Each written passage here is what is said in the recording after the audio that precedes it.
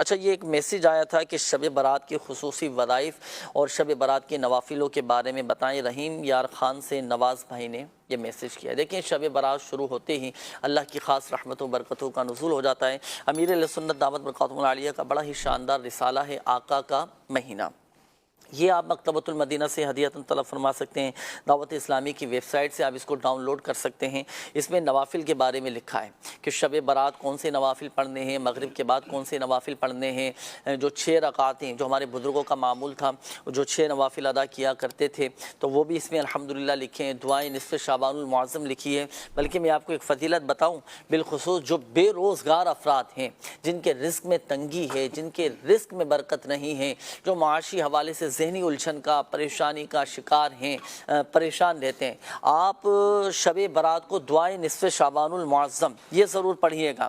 یہ لکھی ہے، دیکھیں اس رسالے میں مکمل دعائیں نصف شعبان المعظم اس میں لکھی ہوئی ہے، ضرور پڑھیے گا۔ اس کی برکت یہ ہے کہ جو کوئی شعبان المعظم کی 15ویں رات دعائیں نصف شعبان المعظم پڑھے، اللہ پاک اس کے رزق میں برکت عطا فرما دیتا ہے، اس کے رزق میں کشادگی ہو جاتی ہے، اللہ پاک اس کی محتاجی دور فرما دیتا ہے۔ تو اس میں یہ الحمدللہ عز و جل مکمل دعا لکھی ہوئی ہے، تو یہ ضرور اس میں سے پڑھے۔ اب آئیے میں ایک آپ کو دعا بتاتا ہوں جو کہ شب برات میں ہم نے کرنی ہے۔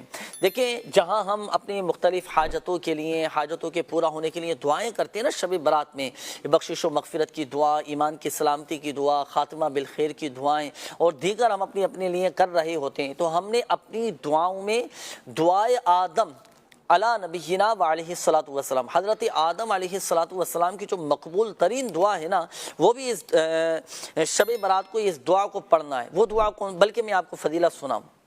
دیکھیں، اللہ پاک کے آخری نبی صلی اللہ تعالیٰ علیہ وآلہ وسلم نے ارشاد فرمایا کہ جب حضرت آدم علیہ السلام زمین پر تشریف لائے نا، حضرت آدم علیہ السلام زمین پر تشریف لائے تو 1 ہفتے تک بیت اللہ کا طواف کیا۔ اچھا، طواف کیا اور مقام ابراہیم کے پیچھے 2 رکعت آپ نے ادا کی۔ پھر آپ نے ایک مخصوص دعا ہے جو حضرت آدم علیہ السلام نے دعا کی تھی، وہ دعا کیا ہے میں ابھی آپ کو عرض کرتا ہوں، پہلے فضیلت سنیں۔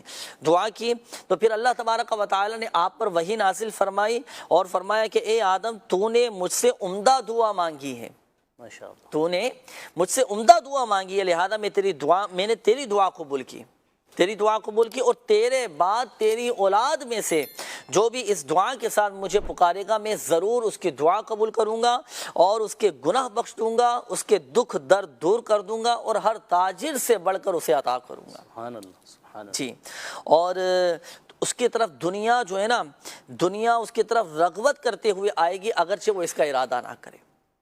اب وہ پتہ ہے دعا کون سی تھی؟ حضرت آدم علیہ السلام کی جو آپ نے پڑھی تھی، اور شب برات اس دعا کا مانگنا بہت زیادہ بہتر ہے۔ وہ دعا سنیں، اللہم انک تعلم سری وعلانیتی فاقبل معذرتی وتعلم حاجتی فاعطنی سولی وتعلم ما فی نفسی فاغفر لی ذنبی اللہم انی اسألوک ایمانا یباشر قلبی ویقینا صادقا حتی اعلم انہ لا یصیبنی الا ما کتبت لی وردنی بقضائک۔ یہ دعائے آدم علیہ السلام ہے۔ یہ الحمدللہ مکتبۃ المدینہ کی ایک مطبوعہ بہترین کتاب ہے جس کا نام ہے اسلامی مہینوں کے فضائل، اس میں یہ مکمل لکھی ہوئی ہے، تو اس میں سے بھی آپ یہ دعا پڑھ سکتے ہیں، بلکہ پڑھنے کی نیت بھی فرما لیں کہ شب برات کو جہاں ہم دعائیں کریں گے اپنے لیے، آقا صلی اللہ علیہ وآلہ وسلم کی ساری امت کے لیے، تو اپنی ان دعاؤں میں دعائے آدم علیہ السلام یہ بھی اپنی دعاؤں میں شامل کرنی ہے، اور اس کی برکت سے دعائیں قبول ہوں گی، حاجتیں پوری ہوں گی، اللہ پاک اس دعا کی برکت سے دکھ درد دور فرما دے گا، بخشش و مغفرت کا پروانہ بھی حاصل ہوگا۔